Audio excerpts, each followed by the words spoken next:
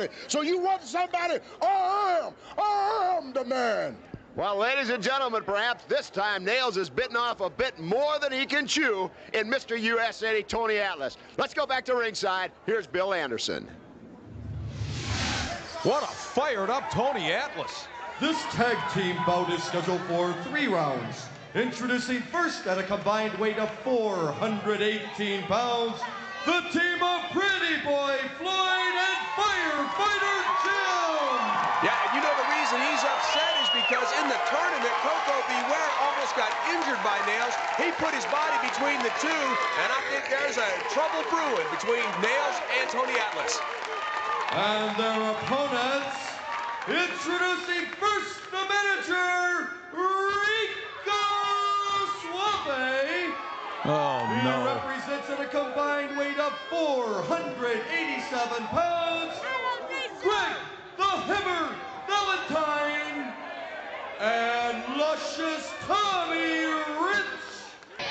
Well, I want to know, first of all, how many tuxedos he sewed together to fit into that one. And they're the combination of luscious Tommy Rich and Greg the Hammer Valentine. Like him or not, Suave has put together a pretty darn devastating combination right here. So in this match, we have somebody who's luscious, one who is a hammer, one is pretty, and another one is a firefighter, and one is a slug. I believe you have that in order. You got him. Man, what a matchup this is going to be. Right there you see Greg the Hammer Valentine, you see Tommy Rich, used to be one of the fan favorites, and I'm talking about Tommy. I don't think anybody's ever liked Greg Valentine. But Tommy Rich turned his back on his fans. He's in the family, and he thinks he's got it made. Well, Rico Suave dug deep into those pockets of his, those Captain Kangaroo-like pockets, and pulled out some carrots for the combination of Rich and Greg the Hammer Valentine. And you know, we just recently crowned a champion, a singles champ here in the American Wrestling Federation. It's only a matter of time before we crown tag team champions, and this team may be one of the favorites. Well, maybe one of your favorites. Wow, put your sunglasses on, Parks. Look at those tights Tommy Rich has on. Those are luscious. And thus the nickname, I would assume, luscious Tommy Rich. I'm not sure what 1960s closet he pulled those out from. But let's not take anything away from the man because of his wardrobe. This is a former heavyweight champion in his own right. And along with Greg the Hammer Valentine, you have to believe that this combination could go through just about anybody.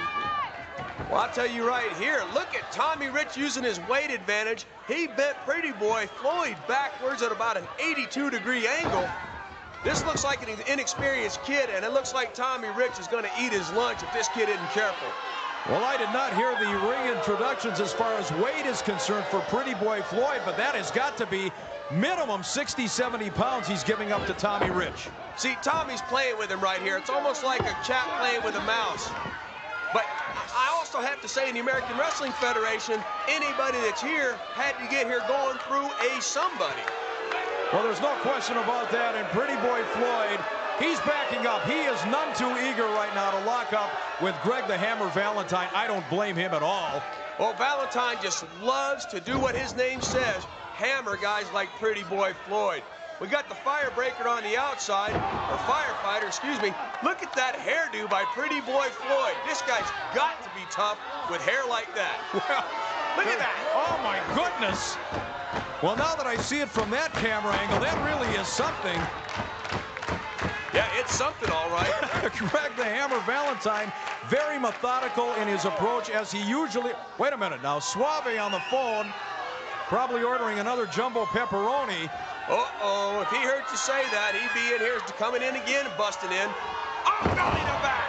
But you see, Valentine knows how to just take a guy apart. This young man, he worked on the legs. The kid tried to protect his legs, then Valentine back supleed him. And Tommy Rich, boy, he is really nailing him with those boots with authority, and now giving the crowd a little piece of his mind. Yeah, just tell me, you know, at one time, what a tremendous tactician. Yeah, he was. And speaking of tremendous tacticians, let's go to the Warrior Corner and Chris Adams. Hello everybody, this is Gentleman Chris Adams here, taking the opportunity to wish the new heavyweight champion of the American Wrestling Federation congratulations. Tito Santana, you did a great job. You know what? Everybody's talking about the American Wrestling Federation in Europe, Asia, all over the world. So watch out, because we'll be coming your way. Well, gentlemen, Chris Adams may be complimentary right now to Tito Santana. I guarantee you, if Paul Alperstein laid a contract in front of Chris Adams and said, you've got a title bout, that friendship would go right out the window. Yeah, it's almost sickeningly sweet how Powers and Gunn go out there and say, oh, congratulations, Tito, way to go. Yeah, Chris Adams going, oh, that's great, you're the champion. If it was me, I'd say, congratulations, champ. Now I want a shot at you. And Tommy Rich is joined with the referee. You know, Tommy Rich has been upset for weeks now. He wants another shot at Sergeant Slaughter. He blames the Sarge for taking him out of the championship tournament. He should blame himself. He has that slug at ringside that had it in the chain. Look at that, guys. He makes even you look good. Get him a piano and a candelabra, for heaven's sakes. Man should be selling albums at midnight. Rico Suave, nonetheless, this combination that he has put together is devastating. Look at that man on the outside of the ring now. Pretty Boy certainly reminds me an awful lot of basketball star Dennis Rodman, give or take 2 feet in height. Yeah, well, Rodman's nickname is the Worm, so maybe it would fit here. Pretty Boy Floyd, the Worm. Valentine, beautiful double underhook suplex, has this guy, is that prostrate? Face down and driving knees into his lower back. 12 seconds left. This kid, give up, kid, give up. Well, you know, you get the distinct impression as we come to the conclusion of this round that Valentine and Rich are basically going through a workout here. They can destroy this combination anytime they want. That backbreaker for good measure at the end of the round.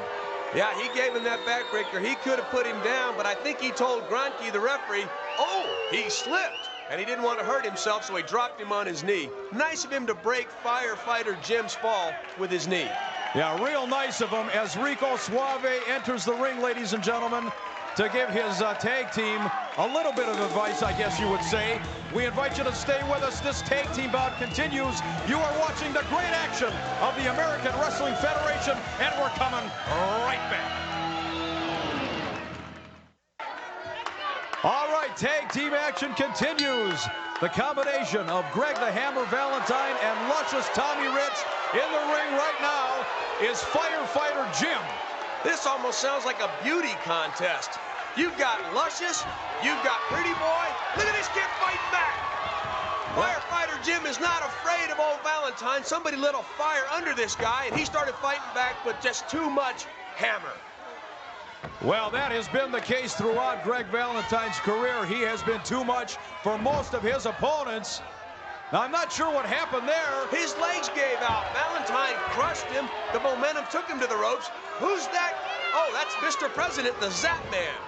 Mr. Alperstein, President Paul Alperstein of the American Wrestling Federation, who has been inundated with cards and letters over the last several weeks, particularly after that championship match. He hasn't been dated in years. Look at him. He's here, Tommy Rich on top. 1, 2. Look at the heart of this kid. It wasn't much of a kick out. I think Tommy Rich let him up. They know that they can win this match anytime. Oh, gosh, what a DDT. You saw him drive the kid's head into the mat, and he was still hanging on and his face hit. You know, this team is showing their sadistic side. This kid's knocked out. He's out of it, absolutely right now, and I guarantee you Rico Suave is behind some of this additional punishment. Wait a minute, there's that signature move of the hammer, that figure 4 leg lock. That's got to do it. This kid was out on his feet, and he gets into figure 4. Now look at him, he's back. The pain is making him black out. Valentine trying to break this kid's leg. Man, thank goodness he let go. Was there some mercy in Valentine and reeking of scurvy? No, I don't think so. I don't think so at all. There's no mercy ever shown by Greg the Hammer Valentine. Rico Suave very, very proud of his tag team combination, and I guess with good reason. Man, it looks like the Three Stooges did have kids. Take a look at that picture. Well, do I have to?